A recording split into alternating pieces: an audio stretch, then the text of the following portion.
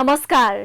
पालिका खबर मिडिया हाउसको प्रस्तुति देशभरका पालिकाहरूको खबर प्रसारण गर्ने एकमात्र खबर बुलेटिन पालिका खबरमा स्वागत छ। म करिश्मा कार्की।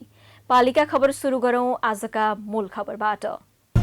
वर्षातले ग्रामीण सडक काम नलाग्ने भएपछि बागलुङका होमस्टे सुनसान बन्दै, पर्यटक नआउँदा स्थानीय लागे खेती कर्ममा, स्वागतबाटै मक्ख पर्छन् पर्यटक। धनकुटाका स्थानीय वैकल्पिक व्यवसायमा रम्न थाले, व्यावहारिकबाट झोला मात्रै बन्छ भन्ने मान्यताको अन्त्य गर्दै देशैभर पठाउन लाग्यो माला, महिलालाई आम्दानीको विकल्प।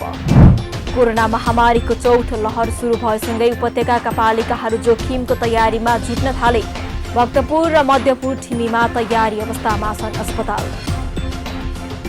र बिना योजना बनाइएका हेटौडाका साइकल लेन पार्किङमा परिणत हुँदै, बजेट सिद्ध्याउन मात्रै निर्माण गरेको आरोप।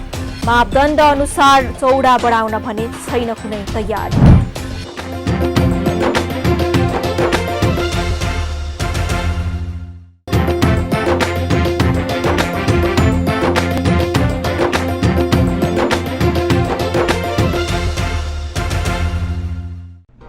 जनजनको आशा, भरोसा र विश्वास हो पालिका। जनताद्वारा जनताले जनताकै लागि शासन गर्ने संयन्त्र हो पालिका। उसो भए जनताले के पाइरहेका छन्? के थिए त अपेक्षा? नेतृत्व, नीति र व्यवहार सही छ? बजेट, कार्यक्रम र अभियान पर्याप्त छन्? गरेन, भएन, हुँदैन मात्र भन्ने कि अब यसो गरौँ र यसरी गरौँ पनि भन्ने? पहरेदारी र खबरदारीसँगै अब दिशानिर्देश गर्नु छ। हाम्रो स्थानीय सरकारलाई सचेत गराउने हाम्रै समाचारले हो। अब अट्नेछ सबैको खबर। यो हो पालिका खबर।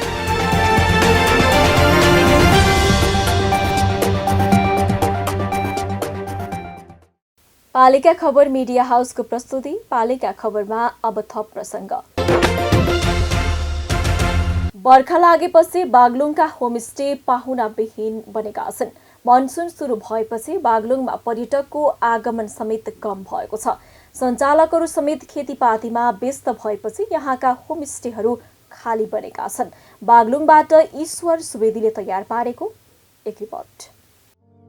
बागलुङका पर्यटकीय सम्भावना बोकेको गाउँहरू केही समयदेखि सुनसान बनेका छन्। हुन त बागलुङमा निकै प्रभावकारी रूपमा होमस्टे सञ्चालनमा आएका छन्, तर बर्खाका कारण ग्रामीण सडकहरू काम नलाग्ने बनेका छन्। साथै बाढी पहिरोको डरले होमस्टेका लागि आउने पर्यटक देखा पर्न छाडेका हुन्। झट्ट हेर्दा नेपालकै नक्सा जस्तो भूगोल भएको बागलुङ कला संस्कृतिमा पनि निकै धनी छ। प्रकृतिमा रमाउन चाहने पर्यटकका लागि यो भूमि स्वर्ग नै हो। यही जिल्लाको गलकुट नगरपालिकामा देखिने कला संस्कृतिको विविधताले यहाँ आउने जो कोहीको मन लोभ्याउँछ।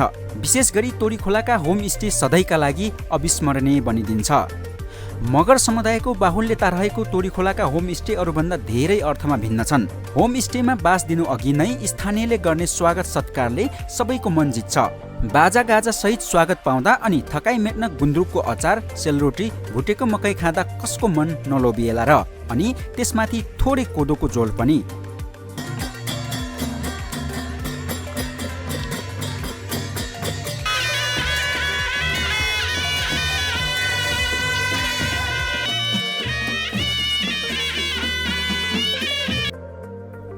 मनसुनको कहरले सारा देशलाई सताउँदा यो भूगोल अछुतो रहने कुरै भएन। त्यसैले अहिले यहाँका होमस्टेहरू सुनसान बनेका हुन्। यहाँका पाण्डव खानी, तोरीखोलासँगै अन्य होमस्टेलाई स्थानीय संस्कृतिसँग जोड्न र व्यवस्थित बनाउन गलकुट नगरपालिकाका जनप्रतिनिधिहरूको ठूलो भूमिका छ। कला संस्कृतिको जगेर्ना गर्नका लागि नगरपालिका र वडाहरूले समेत सहयोग गर्दै आएका छन्। दोस्रो कार्यकालका लागि निर्वाचित नगर प्रमुख भरत शर्मा गैरे पर्यटकका लागि आकर्षण बनेका गलकोटका होमस्टेलाई सहयोग गरिरहेको बताउँछन्।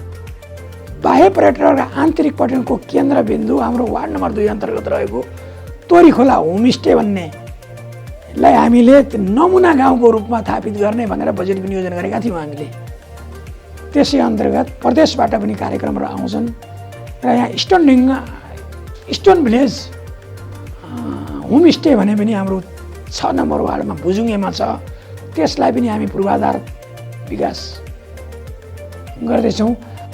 गलकोट भित्रै कला संस्कृति र रहन सहनका निकै विविधता देखिन्छ। यहाँका हरेक वडा फरक संस्कृतिका धनी छन्। यानीमाया, शैलेजो, नानीलै, सोरठी, घाटु जस्ता लोकभाकाले सबैको मन तान्छ नै। अर्गलको भुस पोल्ने मेला, ताराको असारे मेला, पाण्डवखानीको घाटु, मल्मको सोरठी नाच गलकोटका मौलिक संस्कृति र पहिचान हुन्।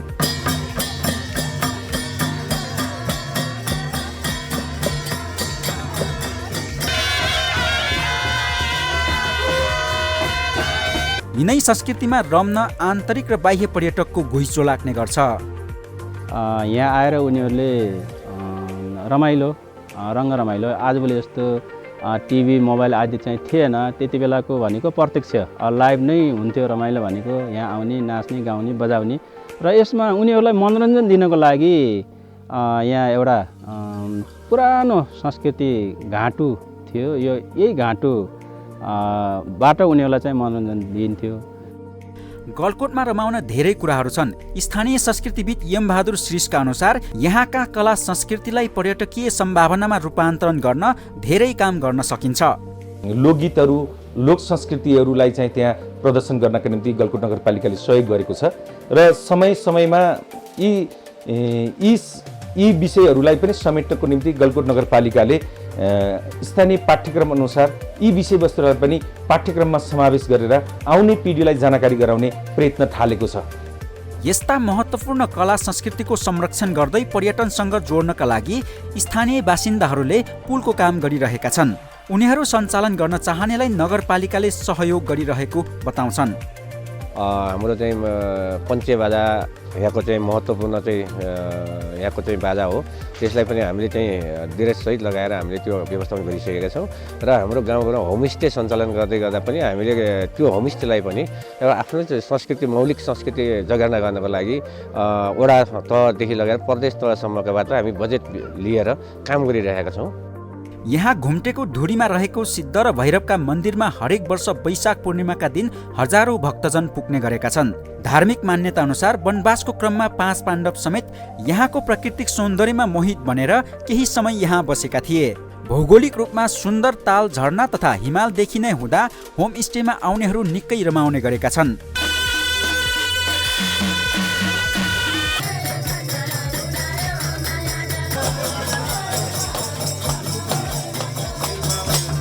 यसले स्थानीयका लागि आम्दानीको राम्रो विकल्प भएको छ।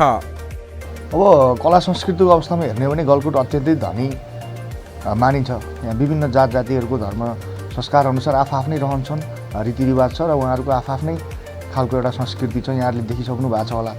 अब त्यो संरक्षण गर्न, त्यसलाई अझै अगाडि लानको लागि चाहिँ नगरपालिकाले विशेष पहल गरिरहेको छ र भोलिका दिनमा पक्कै पनि कुनै समय यहाँको विशेष गरेर घाटु नाच, सराय नाचहरू, ढाउरे लगायत थुप्रै यी सांस्कृतिक यी परम्पराहरू चाहिँ हामीले अहिले संरक्षणमा नगरपालिकाले विशेष जोड दिएर अगाडि बढेको छ।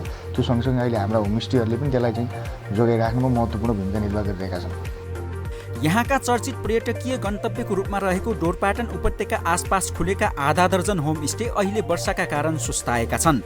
जिल्लाका अधिकांश होमस्टेका सञ्चालक खेतीपातीमा व्यस्त छन्। त्यसैले अहिले उनीहरूको दैनिकी पनि व्यस्त नै छ। प्रकृतिको कहर हटेसँगै फेरि रम्ने र जम्ने नै छन्।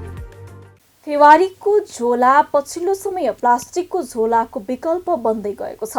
तर फेवारीका झोला मात्रै होइन, माला पनि बन्छ भन्दा धेरैलाई विश्वास नलाग्न सक्छ। धनकुटामा उत्पादन हुने फेवारीको सुन्दर मालाले देशभरि बजार लिन थालेका छन्। ईश्वर थापाको रिपोर्ट। माला भन्ने बित्तिकै हाम्रो दिमागमा फूल तथा कृत्रिम कपडा वा प्लास्टिकको माला झट्ट याद आउँछ।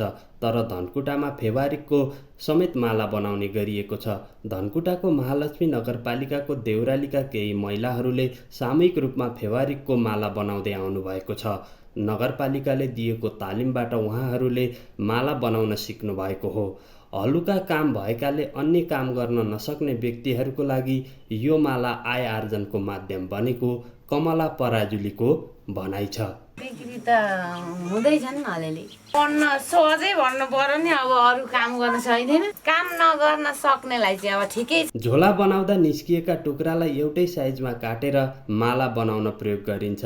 रङ्गीचङ्गी हुने भएकाले आकर्षक देखिने यो माला महालक्ष्मी नगरपालिकामा सार्वजनिक कार्यक्रममा अतिथिको स्वागत तथा सम्मान गर्ने गरिन्छ। प्रयोग बढ्न थालेसँगै यसको माग पनि बढ्न थालेको छ। 1 किलो फेवारिकबाट करिब 800वटासम्म माला बनाउन सकिन्छ। यसको कच्चा पदार्थ प्रति किलो 400 रुपैयाँ पर्छ भने माला प्रति गोटा 150 रुपैयाँसम्ममा बिक्री हुने गरेको लक्ष्मी कार्कीले बताउनुभयो। कार्यक्रमहरूमा प्रयोग हुन्छ। काठमाडौँसम्म पुगेको छ। यहाँदेखि लिएर हामी 2-3 जनाको ग्रुप छ।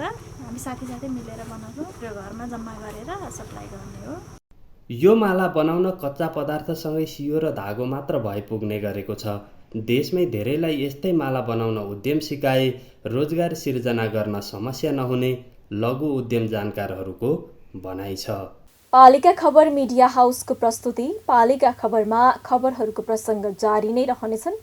हेर्दै रहनुहोला पालिका खबर। विश्राम अघि मूल खबर। वर्षातले ग्रामीण सडक काम नलाग्ने भएपछि बागलुङका होमस्टे सुनसान बन्दै पर्यटक नआउँदा स्थानीय लागे खेती कर्ममा। स्वागतबाटै मक्ख पर्छन् पर्यटक। धनकुटाका स्थानीय वैकल्पिक व्यवसायमा रम्न थाले। फेवारिकबाट झोला मात्रै बन्छ भन्ने मान्यताको अन्त्य गर्दै देशैभर पठाउन लाग्यो माला। महिलालाई आम्दानीको विकल्प। कोरोना महामारीको चौथो लहर सुरु भएसँगै उपत्यकाका पालिकाहरू जोखिमको तयारीमा जुट्न थाले। भक्तपुर र मध्यपुर ठिमीमा तयारी अवस्थामा छन् अस्पताल। र बिना योजना बनाइएका हेटौडाका साइकल लेन पार्किङमा परिणत हुँदै बजेट सिद्ध्याउन मात्रै निर्माण गरेको आरोप। मापदण्ड अनुसार चौडा बढाउन भने छैन कुनै तयारी।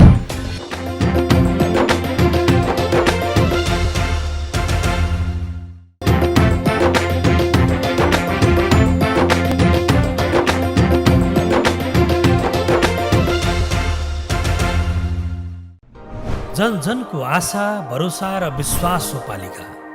जनताद्वारा जनताले जनताकै लागि शासन गर्ने संयन्त्र हो पालिका। उसो भए जनताले के पाइरहेका छन्? के थिए त अपेक्षा? नेतृत्व, नीति र व्यवहार सही छ? बजेट, कार्यक्रम र अभियान पर्याप्त छन्? गरेन, भएन, हुँदैन मात्र भन्ने कि अब यसो गरौँ र यसरी गरौँ पनि भन्ने? पहरेदारी र खबरदारीसँगै अब दिशानिर्देश गर्नु छ। हाम्रो स्थानीय सरकारलाई सचेत गराउने हाम्रै समाचारले हो। अब अट्नेछ